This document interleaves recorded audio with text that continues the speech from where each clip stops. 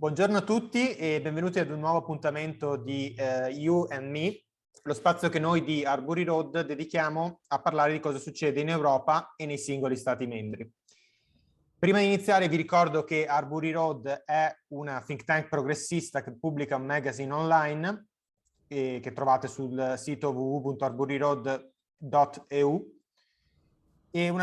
Questo magazine parla di politica europea e nasce dall'idea di colmare due gap che noi identifichiamo nelle forze politiche progressiste europee. Il primo è un gap di tipo comunicativo. Il centro-sinistra, cioè, sembra negli ultimi 20 anni aver perso la capacità di comunicare con il suo elettorato tradizionale, con la gente che soffre, con le persone più sotto uno stato di povertà. Il secondo gap invece sembra essere per noi la mancanza di un chiaro progetto progressista europeo.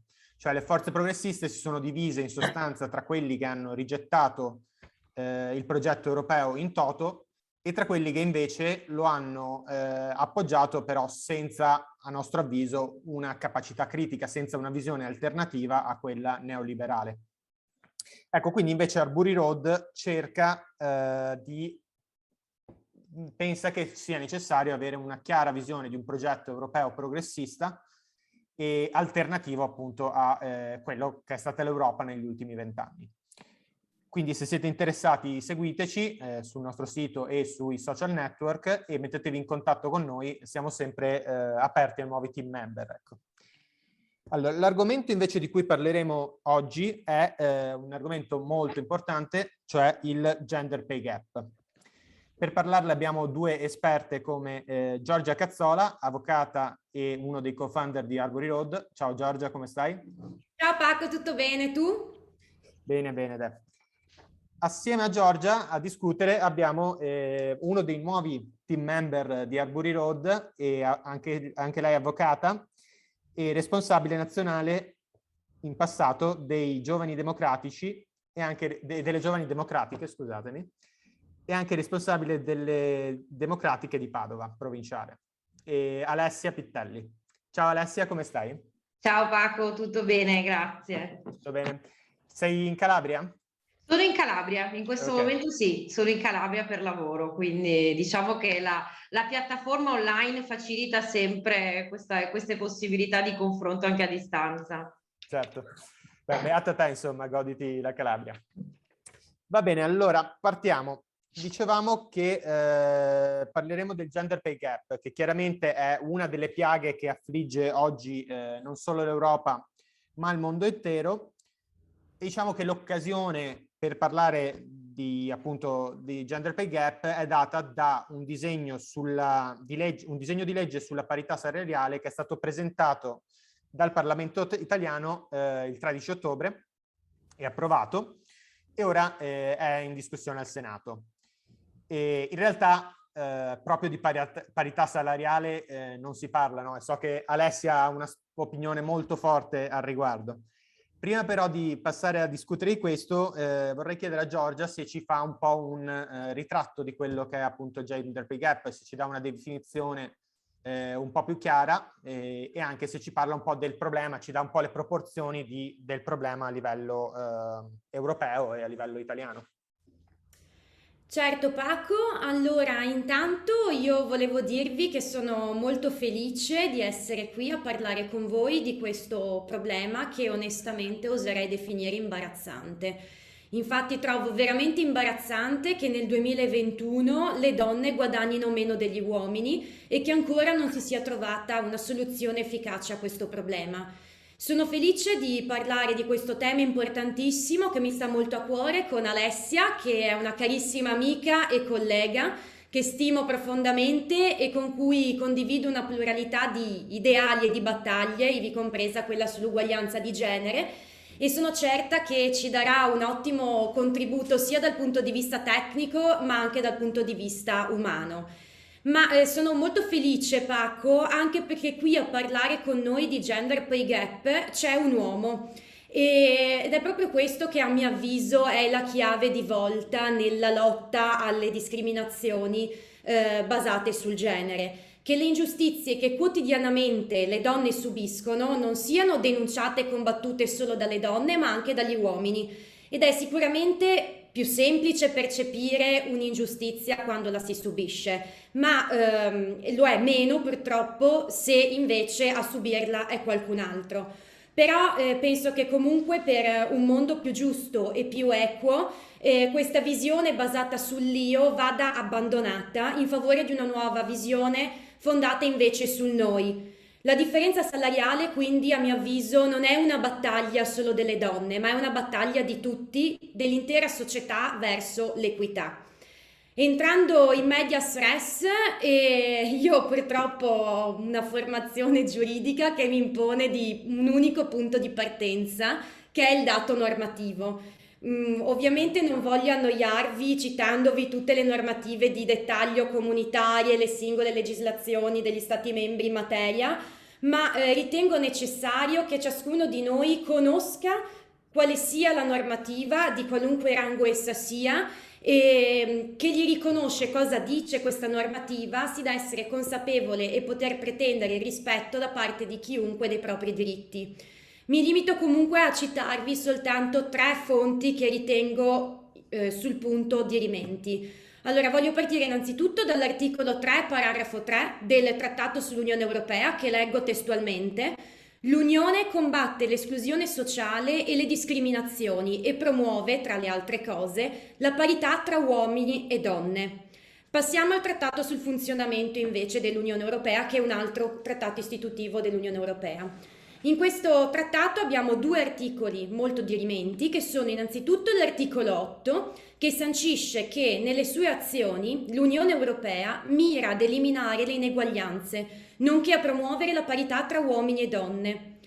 Qualche articolo più in là troviamo il 157 che invece al paragrafo 1 stabilisce che ciascuno Stato membro assicura l'applicazione del principio della parità di retribuzione tra lavoratori di sesso maschile e quelli di sesso femminile, per uno stesso lavoro o per un lavoro di pari valore.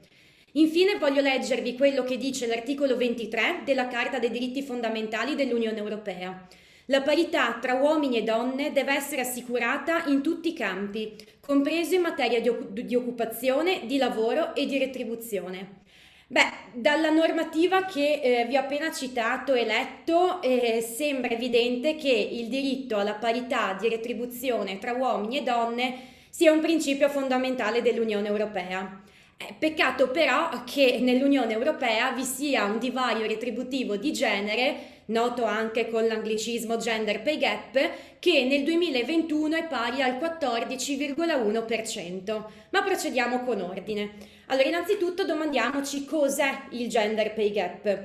Allora, il gender pay gap è per definizione consolidata la differenza che c'è nella retribuzione oraria lorda, quindi prendiamo gli stipendi prima delle detrazioni fiscali e prima dei contributi previdenziali, tra i dipendenti di genere femminile e quelli di genere maschile, espresse in rapporto al salario maschile.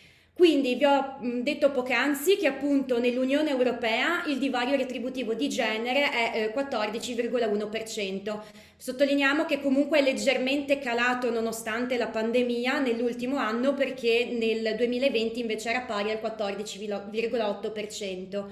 Quindi questo concretamente però cosa significa? Che a parità di lavoro svolto per ogni ora di lavoro le donne guadagnano il 14,1% in meno rispetto agli uomini. Facciamo un esempio: se Paco guadagna 1 euro, Alessia ed io invece guadagniamo 86 centesimi. Ecco, Quindi appunto, da ciò... parliamo a parità di ruoli, diciamo, sono sicuro che diciamo come avvocati avete in questo momento un'entrata più cospicua, però a parità dello stesso ruolo. Sì, con l'incertezza che però è legata ovviamente alla mancanza di un rapporto di lavoro subordinato, come ovviamente Alessia potrà confermare. Certo, Comunque, quello ce l'ho anch'io. da Andiamo questo avanti, sì, sì. è un problema di tutti i liberi professionisti di tutte le partite IVA. Esatto. Comunque, da questo deriva una cosa, cioè che le donne lavorano complessivamente all'incirca 2 mesi all'anno gratuitamente rispetto agli uomini. Chiaramente questo che vi ho appena detto del 14,1% è un dato che considera la media europea, ma la situazione nei singoli stati membri è molto eterogenea. In particolare prendiamo ad esempio i paesi con un maggiore gender pay gap, compreso tra il 18,9% e il 21,7%, sono, in base agli ultimi dati pubblicati appunto dall'Unione Europea nel 2021, sono l'Estonia, la Lituania, l'Austria, la Germania e la Repubblica Ceca. Mentre invece i paesi in cui il gender pay gap è inferiore al 10% sono Polonia, Slovenia, Belgio, Lussemburgo e Romania. E anche l'Italia. Però, piano prima di cantare vittoria, perché l'Italia appunto non è una vittoria questa. L'Italia, ragione per cui questi paesi del secondo gruppo che vi ho appena citato hanno un differenziale retributivo più basso, è anche perché purtroppo hanno il tasso di disoccupazione femminile più elevato. Quindi, detto in altre parole, un paese in cui meno donne lavorano avrà un gender pay gap più basso rispetto invece ad un paese in cui ci sono più donne occupate.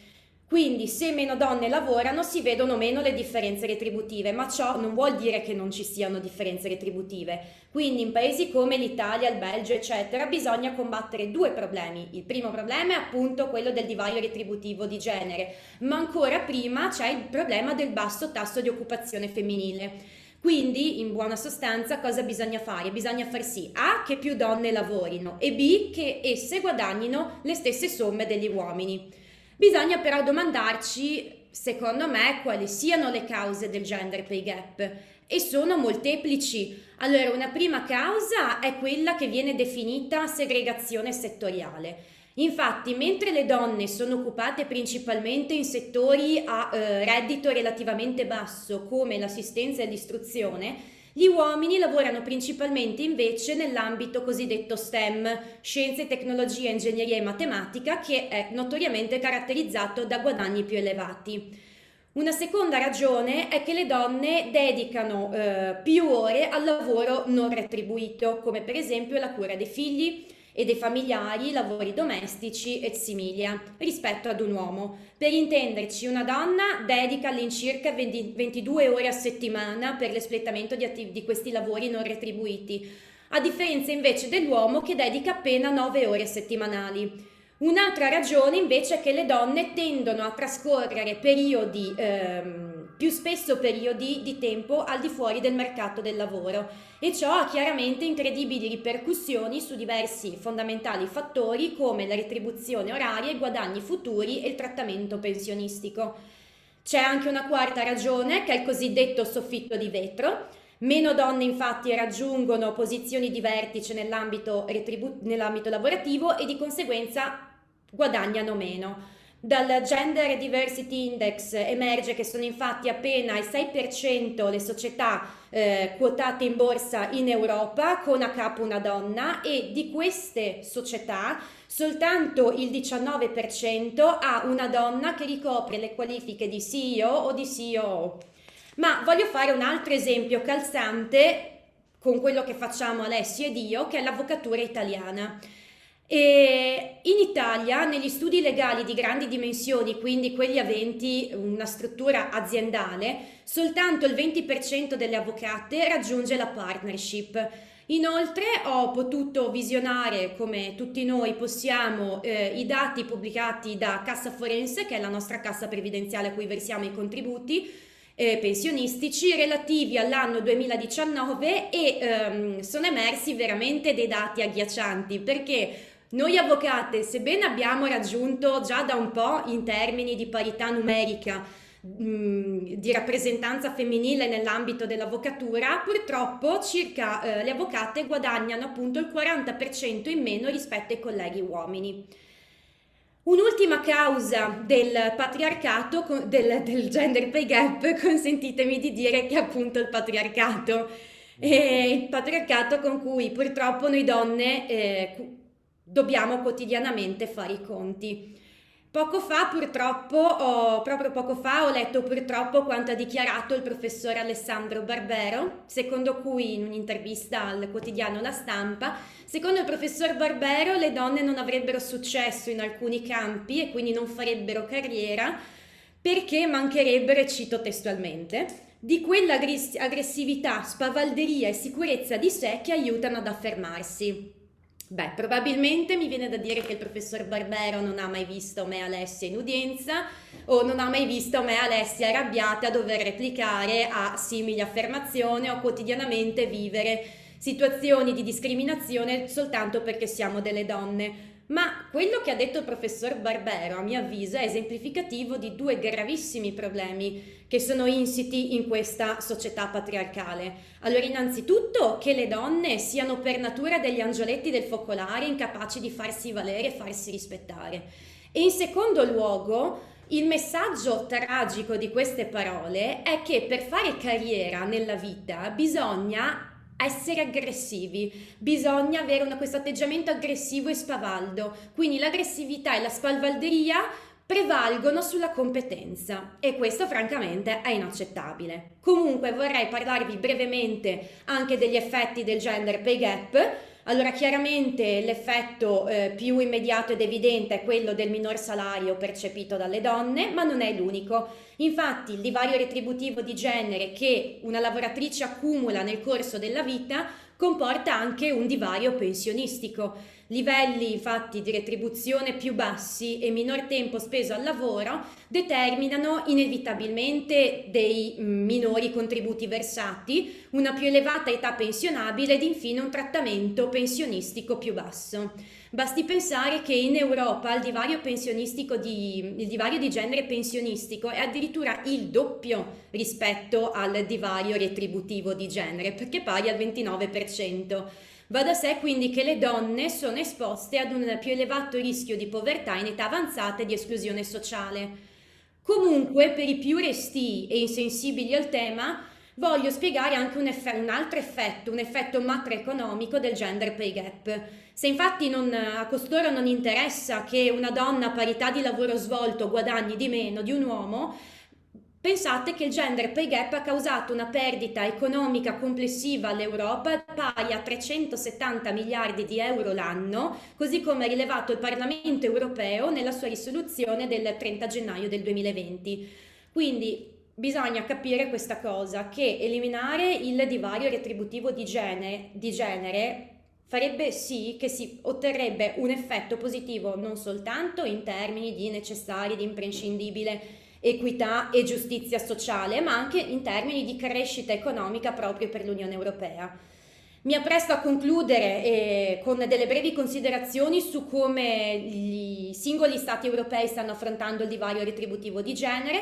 Voglio prendere ad esempio l'Islanda perché in base a quello che poi Alessia andrà a trattare è un esempio molto calzante. Forse non li lasciamo questi per una seconda parte, diciamo.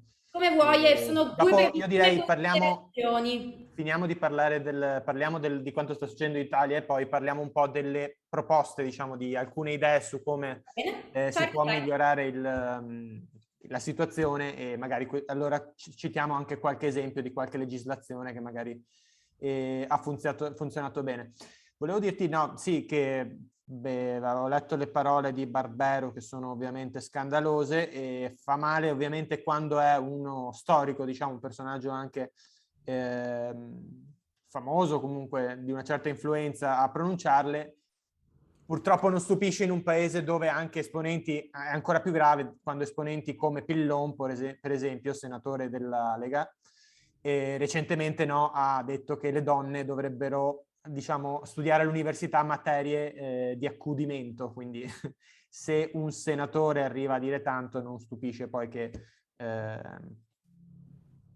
altre persone riprendano una mentalità simile. Peraltro, scusami se ti interrompo perché trovo un po' inaccettabile questa cosa che c'è il lavoro di cura, poi alla fine le professioni che implicano una cura sembra quasi che vengano messe in secondo piano. Ora, per esempio, voglio riportare il caso degli infermieri, che è il classico esempio di lavoro in cui ci si prende cura del prossimo e voglio dire, non sono professioni di serie B, anzi sono professioni di serie A che hanno tenuto in piedi uno Stato durante una pandemia, quindi francamente trovo inaccettabili anche le parole del senatore Pillon e di chi per esso, che vogliono denigrare e sminuire queste professioni che invece sono importantissime. Certo. E del resto poi insomma lo stesso problema, no, del gender pay gap poi fa parte di un problema più ampio che è poi l'ineguaglianza e appunto quello che dicevi tu, l'aggressività del capitalismo, il divario in generale tra le persone più ricche nella nostra società e quelle più povere in questo momento, ovviamente è aumentata negli ultimi 20 anni in maniera mostruosa. Tornando però appunto all'oggetto in questione, cioè la legge, il disegno di legge sulla parità salariale del 13 ottobre, allora questo è stato approvato dal Parlamento all'unanimità, il che già fa intuire, diciamo, no, che non è proprio di parità salariale, non si tratta, altrimenti sicuramente avrebbe trovato delle opposizioni, viste le posizioni di alcuni esponenti politici sul tema. E è stato però salutato, secondo me, adesso sentiamo cosa ne pensa Alessia, questo è stato un errore, da moltissimi esponenti anche del centro-sinistra come una vittoria assoluta, come se il problema fosse stato risolto da questo disegno. Alessia, cosa dici allora? Questo disegno è la panacea, diciamo, la pillola che cancella il gender pay gap? Guarda, intanto io ringrazio Arbori Road per averci permesso di trovare un luogo dove discutere serenamente, in modo trasparente, di quello che a mio sommesso avviso è un grande inganno.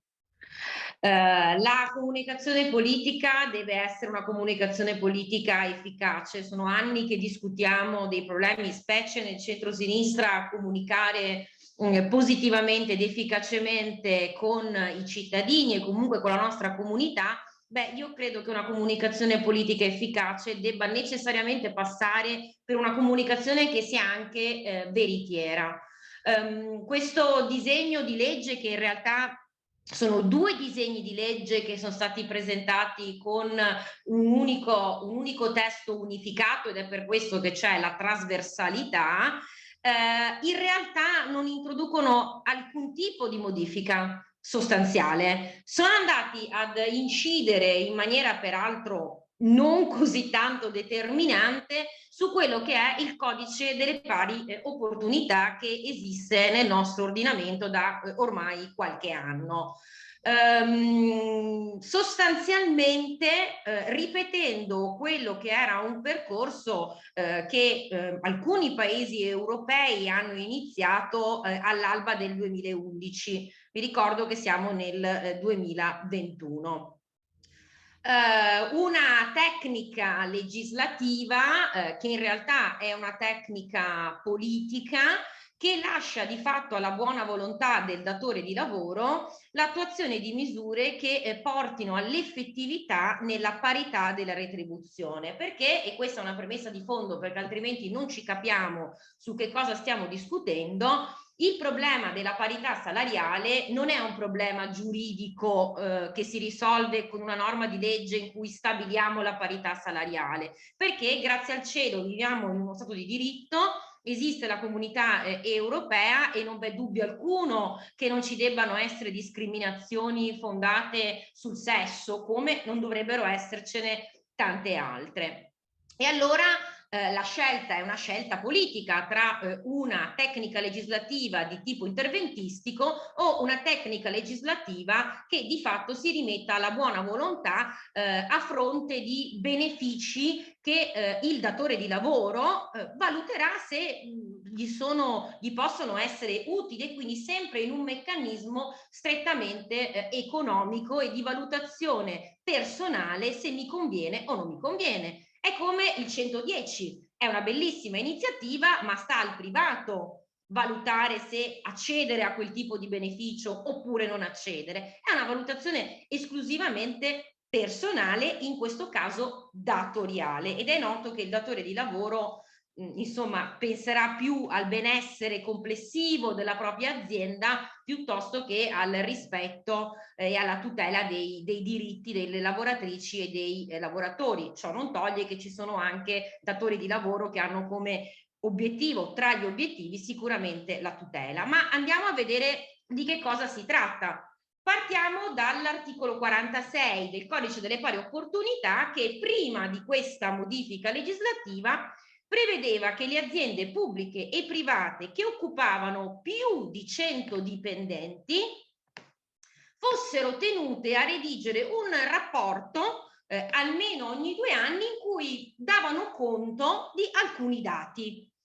Ad esempio, quante lavoratrici donne fossero impiegate, quale fosse il grado di formazione, la promozione professionale, se ci fossero stati passaggi di categoria, mobilità, l'incidenza di ammortizzatori sociali come la cassa integrazione e anche la retribuzione effettivamente corrisposta. Tornerò varie volte su questo concetto, questa questione dell'effettività, perché esistono dei contratti collettivi nazionali, esistono degli inquadramenti economici, degli inquadramenti di qualifica. All'interno di quei meccanismi tabellari viene stabilito sostanzialmente la retribuzione, con ovviamente alcune possibilità, ma cerchiamo di semplificare. E allora com'è possibile che si verifichi la disparità? Perché se io ho un contratto collettivo, ho un inquadramento, faccio determinate mansioni, com'è possibile? Il problema è proprio quello dell'effettività, che non è l'effettività della retribuzione in quanto tale, ma dovrebbe essere l'effettività del rapporto tra la mansione effettivamente svolta e la retribuzione percepita. Questo è un punto fondamentale, che poi magari quando avremo la possibilità di parlare un po' di più di quelle che possono essere le strategie per risolvere il problema, magari approfondiamo. Ora, questo rapporto doveva essere trasmesso alle rappresentanze sindacali, alle consigliere di parità regionali e nazionali, al Ministero del Lavoro. Se l'azienda non provvedeva a redigere, ad inviare questo rapporto, su segnalazione di soggetti non meglio identificati alla direzione regionale del lavoro, quest'ultima inviava all'azienda la richiesta di procedere entro i successivi 60 giorni alla redazione del rapporto e alla trasmissione. Se questo non avveniva, erano previste delle sanzioni, che sono le sanzioni del DPR del 1955 sull'inottemperanza degli ordini dell'Ispettorato del Lavoro. Stiamo parlando, per intenderci, di sanzioni amministrative dell'ordine dei 500 euro, tanto per darci un po' l'idea, e nei casi più gravi, anche qui non meglio specificati, la sospensione per 1 anno dai benefici eventualmente ottenuti in punto di parità di genere.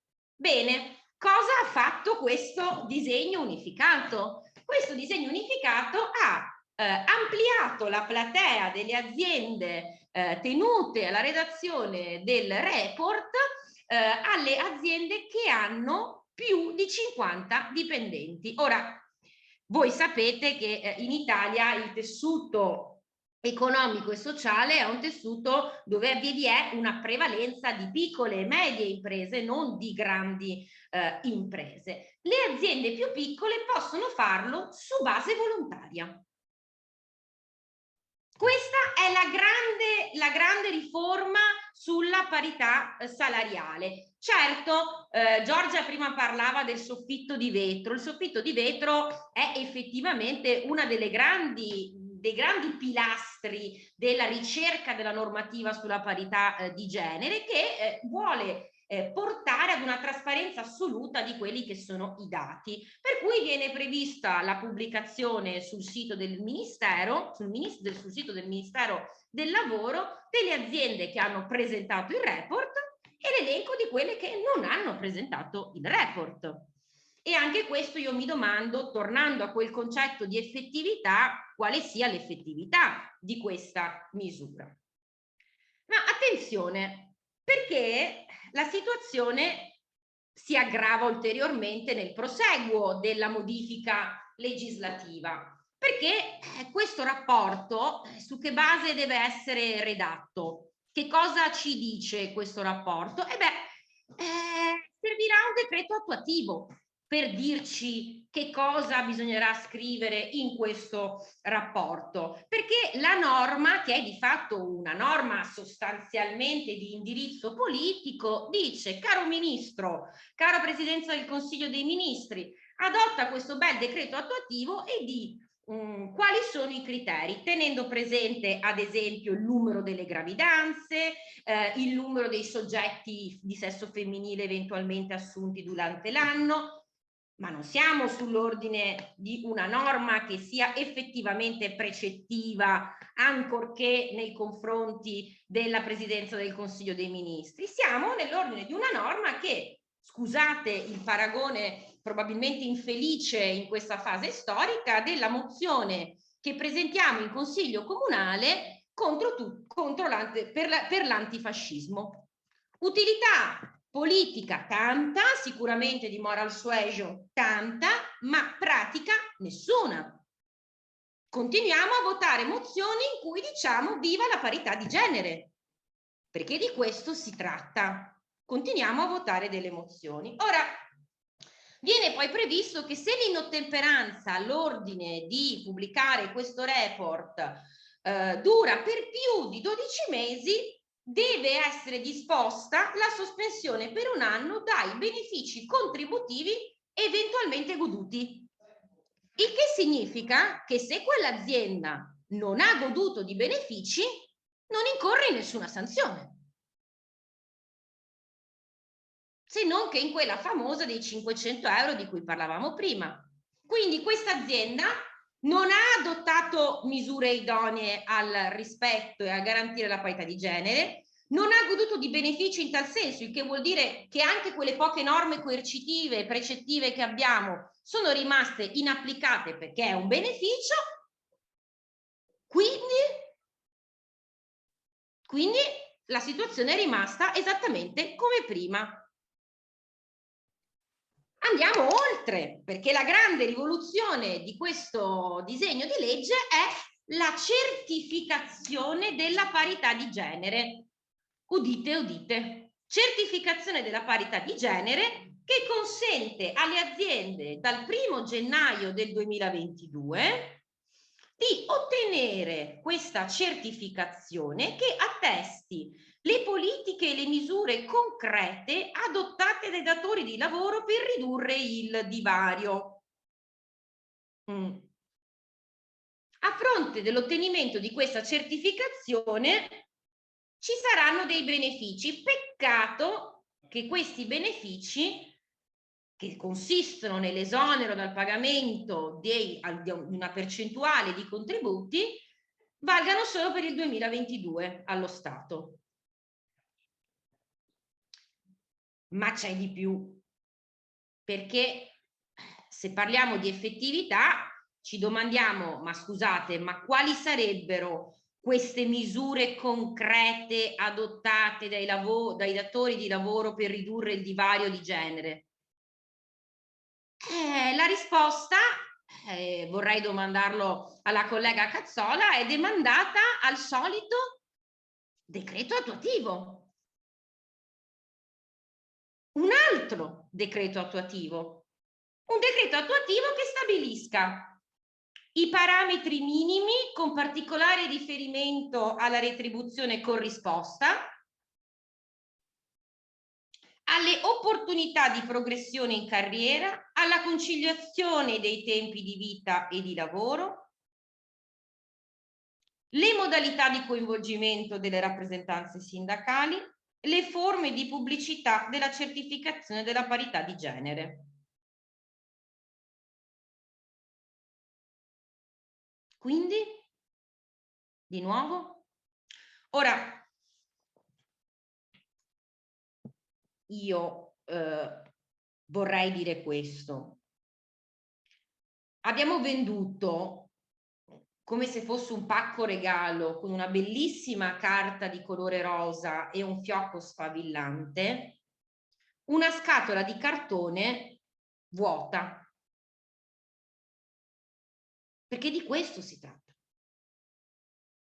Allora forse bisognerebbe avere il coraggio di dire: abbiamo pensato, visti i risultati dei report trasmessi dalle aziende con più di 100 dipendenti, che effettivamente questo incombente le costringeva in qualche modo a fare qualcosa, e quindi ampliamo la platea degli obbligati e poi con dei decreti attuativi ragioniamo dei parametri. Sui decreti attuativi, in questo specifico frangente, mi permetto di fare una pesantissima critica politica e la faccio al Partito Democratico direttamente e senza mezzi termini, perché tra i primi firmatari c'è Chiara Gribaudo di questa legge.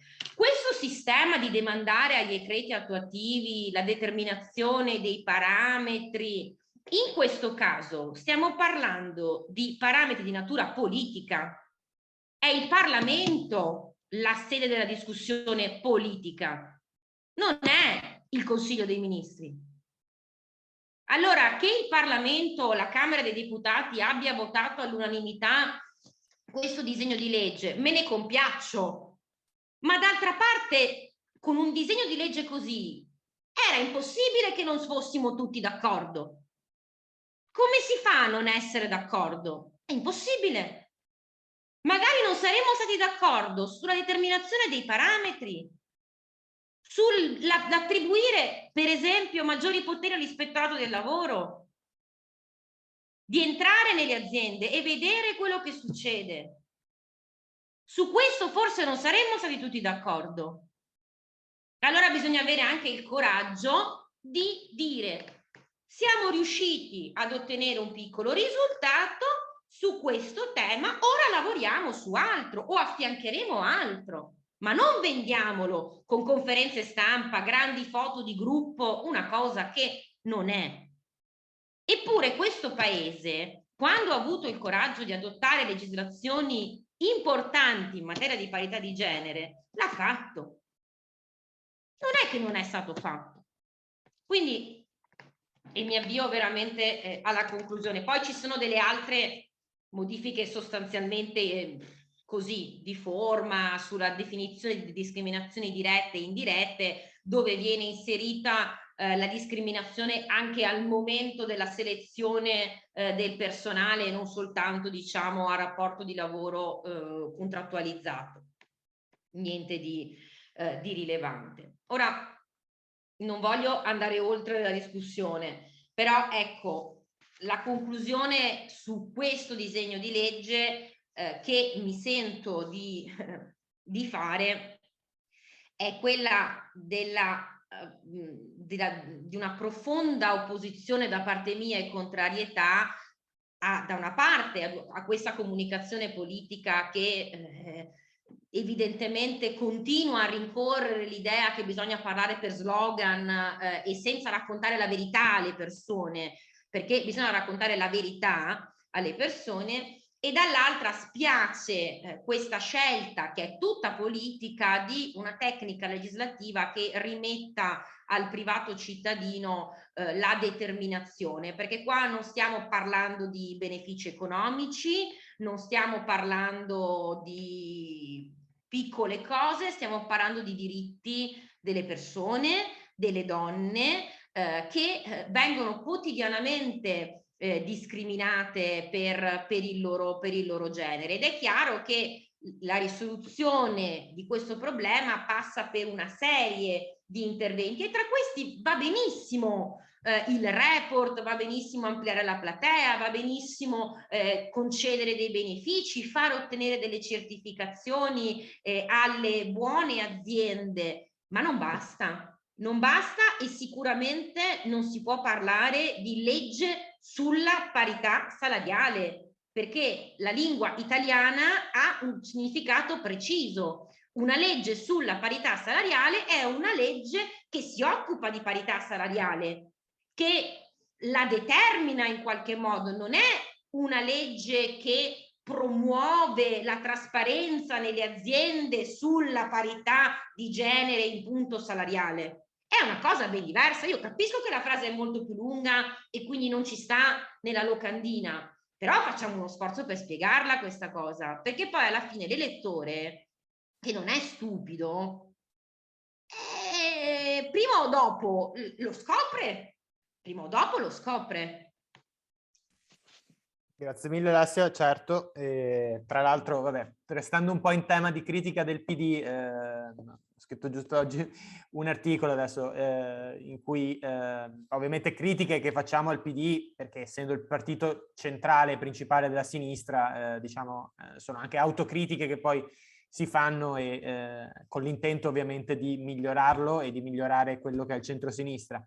Però dicevo che per esempio nelle elezioni di 5 grandi città, no, non ci fosse un singolo candidato del PD, ma addirittura sui 20, tutti i 20 comuni se non sbaglio, che fosse donna. E allora se all'interno dello stesso partito democratico non c'è, diciamo, un processo che dia spazio alle donne, figuriamoci poi se manca nello stesso partito di sinistra che dovrebbe promuovere la parità di genere, un meccanismo del genere, è difficile che poi venga riproposto dal Parlamento, ecco. Questa è una riflessione che dicevo, basti pensare al fatto ovviamente che non c'è mai stato un segretario donna, non parliamo neanche del Presidente del Consiglio, ma un segretario dei partiti, di partiti progressisti, nemmeno considerando solo il PD, donna non si ricorda, ecco, ovviamente escludendo Emma Bonino, che non considero, diciamo, progressista stricto senso, nel senso che poi in termini economici e di politica economica ha quantomeno posizioni molto più vicine alla destra liberale, ecco. Va bene, andando avanti allora, quindi la situazione è questa, la situazione è abbastanza disastrosa e mi viene in mente tra l'altro, scusa, un'altra riflessione che ho fatto ascoltandoti, che peraltro le aziende grandi, appunto non solo l'Italia è composta da piccole e medie aziende, ma le aziende grandi tendono a essere anche quelle più a norma solitamente, perché comunque hanno un certo tipo di regolamentazioni, no? Internazionali e un certo tipo di immagine che devono difendere, quindi diciamo l'utilità è particolarmente diminuita da questa constatazione della volontarietà. E passiamo però come Arbury Road appunto un po' a parlare di soluzioni, perché diciamo la prima parte è la critica, giustissima, la seconda parte cerchiamo di capire un po' come si può migliorare questa situazione. Chi vuole partire? Giorgia, vuoi continuare con... vuoi partire facendoci un po' di esempi di alcune iniziative invece prese a livello europeo che hanno un po' migliorato la situazione di paesi virtuosi? Ma sì, io intanto volevo condivido appieno quello che ha detto Alessia, proprio dall'inizio alla fine. E da avvocato, leggendo questo disegno di legge unificato, ho forti perplessità, da donna ancora di più, e francamente quello che mi lascia più perplessa e sconvolta è la premialità di parità. Cioè, allora, ammesso e non concesso che un'azienda abbia questa certificazione, vuoi obbligatoria, vuoi volontaria, che attesta la parità tra uomo e donna, qual è la scelta politica che viene fatta? Una scelta tragica, cioè non è come ci spiegava Alessia, non certifichi, non hai i requisiti per garantire la parità, ti sanziono, ma ti sanziono, e su questo tornerò perché è proprio l'esempio islandese che volevo fare prima. E non è che ti sanziono, che te lo scordi per tutta la vita, no, ti do delle sanzioni irrisorie, ma la cosa più grave è questa: se invece rispetti la parità, non è che devi rispettare la parità perché è giusto, ma perché ti do il premio, e il premio qual è? È appunto lo sgravio dei complessivi contributi previdenziali a carico del datore di lavoro, che peraltro mi verrebbe da osservare, sgravio sui contributi previdenziali, quindi comunque andrebbe a danno dei lavoratori? Punto interrogativo? Ma è sbagliatissimo il concetto che passa, cioè tu, datore di lavoro, rispetta la parità non perché è giusto che devi rispettare la parità di genere tra i tuoi lavoratori, ma perché se lo fai ti premio. Questa secondo me è una scelta tragica, perché tornando all'esempio che volevo farvi prima dell'Islanda, l'Islanda ha adottato nel 2018 una legge molto simile per certi versi a quella che il Parlamento italiano si accinge ad approvare. Perché? Perché sostanzialmente allora l'Islanda dice, sanziona con multe però altissime, ma proprio altissime, le aziende e anche gli uffici pubblici, e sul punto vorrei discutere con la collega Pittelli. Questo disegno di legge unificato ha ad oggetto anche gli uffici pubblici o soltanto le aziende private? In Islanda si sanzionano anche gli uffici pubblici, non soltanto i privati, che non dimostrano che le donne vengono pagate tanto quanto gli uomini. Ora, l'Islanda a livello europeo è uno di quei paesi più virtuosi perché pian pianino sta, oltre ad avere un elevato tasso di occupazione femminile, ma pian piano sta anche azzerando il gender pay gap, e quindi non vale la considerazione che vi facevo prima, ma vale effettivamente la soluzione la sta trovando. Ma di per sé questa legge non è stata l'unica cosa che l'Islanda ha fatto. L'Islanda, così come molti paesi nord europei, hanno attuato una serie di riforme dal punto di vista di welfare che hanno fatto sì che le disparità, che si agisse proprio sulle cause del gender pay gap che vi enunciavo prima, e che quindi questo fosse appunto ridotto, se non azzerato. Faccio un esempio: in Islanda un papà può usufruire del congedo parentale per 8 mesi e il congedo parentale è non cedibile alla madre ed è retribuito al 100%. Stessa cosa avviene in Danimarca, Norvegia e Svezia. Ora, tutto ciò per dire che cosa? Che, come diceva prima Alessia, il problema della parità salariale, cioè il problema delle differenze retributive di genere, non è un problema che può essere risolto con una legge che dice sì, la parità di retribuzione tra uomo e donna è un diritto, perché questa legge ce l'abbiamo già e non ce l'abbiamo solo a livello nazionale. Abbiamo un articolo della Costituzione, il 37, che ce lo dice, abbiamo plurime fonti sovranazionali e comunitarie che sanciscono questo principio. Quindi tutte queste misure che, oltre alle criticità che Alessia enunciava prima, hanno comunque uno svantaggio che concretamente non raggiungono l'obiettivo, devono secondo me accompagnarsi a degli interventi pesanti dal punto di vista di welfare.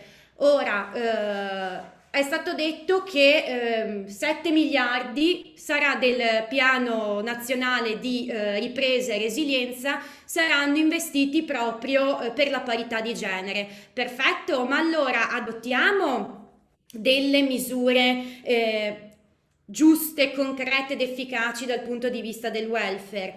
Quindi, per esempio, secondo me una cosa che bisognerebbe fare è prevedere e garantire asili pubblici per tutti, e non invece come adesso che i posti negli asili pubblici sono nettamente inferiori e quindi la madre e il padre lavoratori che hanno dei figli e devono per forza lasciarli all'asilo sono costretti a fare affidamento sull'asilo privato per collocare il proprio bambino. Stessa cosa che, come si discuteva qualche giorno fa sul volontariato, cioè c'è questo totale disinteresse da parte dello Stato che demanda funzioni che dovrebbe garantire lui, lo demanda al privato, con però un aumento di spesa a carico delle famiglie, e tutto ciò si ripercuote chiaramente sulle donne. Un'altra cosa è il bonus babysitter. Durante la pandemia è stata trovata questa misura che secondo me è più che corretta. Il bonus babysitter, perfetto, perché non estenderlo anche in periodo non pandemico? Perché una madre lavoratrice, quando il bambino esce dall'asilo o da scuola, deve per forza ridurre il proprio orario di lavoro se per esempio non può contare sull'appoggio dei nonni, e quindi passare ad un contratto di lavoro part-time che come tale avrà delle implicazioni anche dal punto di vista della retribuzione? Se invece la donna decide di continuare ad avere un impiego full-time, gran parte di quello che guadagnerà come salario dovrà spenderlo per fare che cosa? Per pagare una persona che stia con suo figlio, con i suoi figli. E allora perché, a livello di convenienza economica, perché lavorare per pagare una persona che stia con mio figlio se posso starci io con mio figlio e rinuncio a lavorare in più? Ma ancora, e non soltanto, secondo me comunque bisogna pagare questo lavoro di cura non retribuito. che è alla base del lavoro, cioè il lavoro domestico. Allora, il lavoro domestico, innanzitutto c'è bisogno, a mio avviso, di un cambiamento di prospettiva che impone chiaramente una ripartizione paritaria ed equa tra uomo e donna nell'ambito di una famiglia del lavoro di cura e di accudimento della casa, tutti i lavori domestici, perché non viviamo più nel Medioevo ed è giusto che sia così. Ma al tempo stesso, perché comunque questa deve essere qualcosa che è lasciata alla libertà delle persone, se una persona decide di dedicare più tempo al lavoro domestico, è giusto che questo lavoro domestico sia retribuito. E sul punto, a mio avviso, è molto calzante anche l'idea che purtroppo è fortemente osteggiata dai partiti anche di sinistra del salario minimo, dell'introduzione di un salario minimo. E francamente a me dispiace tanto dover sentire che dell'introduzione di una misura così positiva ora parla Matteo Salvini. Non ne parla il Partito Democratico, anzi, e sarebbe qualcosa che invece potrebbe giovare a tutti questi lavori che per l'appunto al momento non sono retribuiti. Quindi chiaramente abbiamo detto un intervento dal punto di vista del welfare. Come ben sapete io sono un europeista e credo, come tutti i membri di Arbor Road, che la creazione di un valido sistema di welfare e di diritti sociali sia possibile affrontarlo molto meglio a livello europeo piuttosto che a livello di singoli stati membri, e con specifico riferimento all'ambito della retribuzione. La retribuzione è una competenza che dal Trattato sul funzionamento dell'Unione Europea è sottratta all'Unione Europea ed è di competenza esclusiva dei singoli Stati membri. Questo si traduce nel fatto che una norma che imponga un salario minimo o la parità salariale non può adottarla l'Unione Europea, ma può adottarla soltanto l'Italia, la Francia, la Germania e via dicendo. Quindi un'ottima proposta secondo me potrebbe essere, mi rendo conto che sia un po' utopistica, ma spererei di no, quella di modificare questi trattati istitutivi e prevedere sempre maggiori competenze in ambito europeo. Chiaramente poi bisogna agire concretamente anche sulle singole cause che generano il gender pay gap e in buona sostanza mi sento di spendere soltanto qualche parola finale sul discorso che bisogna superare questa concezione secondo cui le donne devono studiare soltanto determinate materie. Abbiamo visto che il settore STEM ha una rappresentanza femminile molto molto bassa, perfetto. Investiamo parte del piano di ripresa e resilienza per fornire delle borse di studio e favorire l'ingresso delle donne negli studi di queste materie. Perfetto, grazie mille. Beh, di utopistico aggiungo io, c'è solo pensare che una società che preserva disuguaglianze di questo tipo possa funzionare e possa andare avanti. E comunque, tornando ad Alessia, cosa pensi? Tu sei d'accordo? Quindi la soluzione, cioè ci sono due problemi. Uno, il welfare, diciamo, mancano gli strumenti veri anche economici, quindi è inutile poi fare una legge, ma se facendo anche l'avvocato del diavolo, diciamo, dell'imprenditore, ruolo che non mi compete, diciamo, normalmente, uno ti può dire sì, però poi io se assumo una donna e la pago, poi magari no, appunto per questa resistenza anche culturale che impone alla donna il ruolo di accudimento, rischio che che vada in maternità e tutto questo tipo di cose. Quindi da una parte il welfare che deve aiutare a fare in modo che che l'ostacolo economico che grava di più sulle donne non ci sia più, dall'altra però anche un cambiamento culturale, cioè un cambiamento culturale che passa dall'individuo, dalla famiglia proprio. Sì, in realtà ovviamente condivido tutto quello che ha detto Giorgia perché chiaramente la più parte degli interventi passa per un sistema di welfare che consenta, non voglio dire alle donne, voglio dire alle famiglie, di qualunque composizione e orientamento sessuale, di poter compatibilizzare quelli che sono i tempi di vita, i tempi di lavoro e i tempi di cura della famiglia, perché sicuramente c'è un problema, perché sono principalmente le donne che hanno, diciamo, gli oneri di cura culturalmente, però mi viene da dire, se cominciamo noi stessi a parlare di conciliazione di tempi di vita di lavoro non solo per le donne ma anche per gli uomini, probabilmente questa cultura, che poi è il problema a monte, in qualche modo va scardinata. Associare sempre il tema della conciliazione dei tempi di vita e di lavoro, abbiamo visto milioni di iniziative politiche in cui discutevamo della conciliazione, beh, non è un problema delle donne, è un problema delle famiglie. Quindi cominciamo anche a cambiare il linguaggio, a costringerci ad utilizzare un linguaggio che vada a modificare la cultura e che porti ad una comunicazione, tornando a quello che dicevamo all'inizio, efficace e veritiera. Perché il problema della conciliazione dei tempi di vita e di lavoro non è delle donne, ma è e deve essere delle famiglie. Quindi sicuramente è chiaro che va fatto questo ragionamento, però proprio perché il problema è culturale, esso va a incidere a monte nella scelta, perché se noi andiamo a vedere dati alla mano, le donne che ricoprono ruoli apicali, prima Giorgia citava gli studi legali e quante poche donne riescano alla fine ad ottenere la partnership. Ecco, io su questo dico, ma siamo proprio sicuri che il mancato ottenimento della partnership, per esempio, o comunque di un ruolo dirigenziale, dipenda solo, quantomeno, dal fatto che la donna a un certo punto della sua vita, perché ha maggiori carichi di cura, decide di lavorare un po' meno? O forse in realtà è perché a monte non vengono scelte?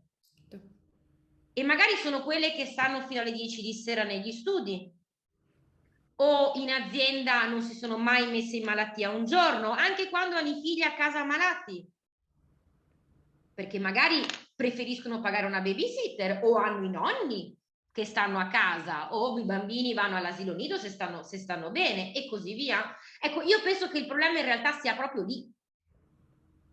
È la mancata di scelta. Non viene fatta la scelta della donna, perché a monte si ritiene che ad un certo punto della sua vita potrebbe assumere determinate decisioni diverse. E allora io come faccio per evitare questo? Perché è semplicemente culturale. A me spiace dirlo, perché sono sempre stata contraria, diciamo, culturalmente, ma c'è solo un sistema, che è una tecnica legislativa interventistica, che molti paesi europei hanno adottato e che anche l'Italia, udite udite, ha adottato. Mi riferisco ai nostri cugini d'Oltralpe, i francesi, i quali francesi nel 2011, sul modello di alcuni paesi del nord Europa, adottano una legge che prevede le quote rosa, dove nelle grandi società quotate e non quotate con più di 500 dipendenti, imponendo di inserire una certa percentuale di donne in aumento ogni tot anni nei CDA. La mancanza di questa nomina, quindi di una quota conforme all'interno dei CDA, determina la decadenza e quindi la nullità di tutte le nomine non conformi. In effetti, oggi in Francia l'obiettivo era raggiungere il 40% delle nomine nei CDA delle grandi aziende entro il 2017, nel 2021 siamo al 44%, il che dimostra che l'obiettivo è stato raggiunto ed è stato anche superato. E guardate che la stessa cosa è accaduta in Italia. Vi ricordate la legge Golfo-Mosca? La legge Golfo-Mosca del 2011 ha previsto esattamente la stessa cosa, con la classica, diciamo, permettetemi un po' di mancanza di coraggio della politica italiana, perché comunque lo ha ridotto alle aziende quotate, unicamente le aziende quotate, ma anche lì è stata prevista la quota, con quella che viene definita una compliance normativa, cioè l'azienda deve elevare il numero di rappresentanti femminili nei CDA per essere compliance. Se non c'è, ovviamente ci sono tutta una serie di sanzioni, tra cui la decadenza dell'organo. Poi provate a immaginare cosa significa per un'azienda quotata la decadenza dell'organo amministrativo. Un disastro. Non serve la sanzione pecuniaria. Non serve. È un disastro. È un casino di proporzioni enormi. Sapete che in Italia siamo arrivati anche qui nel 2020 al 42% di donne che siedono nei CDA delle aziende quotate. Peccato che però in Italia le aziende quotate oggi siano circa, se non erro, tra le 370 e le 400. Tanto per darvi un ordine di grandezza dei numeri, nel Triveneto le piccole, medie e grandi aziende non quotate sono circa 110.000. Quindi la legge Golfo Mosca è stata una grandissima legge perché ha portato degli ottimi risultati, ma l'impatto è zero. E allora forse bisognava avere un po' più di coraggio con questa legge sulla parità, sulla parità salariale, chiamiamola così. Un coraggio che avevamo avuto in passato, restringendo il campo al tempo. Potevamo allargarlo oggi, per esempio prevedendo che le aziende con più di 500 dipendenti, sulla falsariga del modello francese. Un po' più di coraggio. Potevamo andare oltre, perché i cugini francesi sono andati molto oltre. In Francia si sta discutendo di una legge che impone le quote nelle posizioni apicali delle aziende, non nei CDA.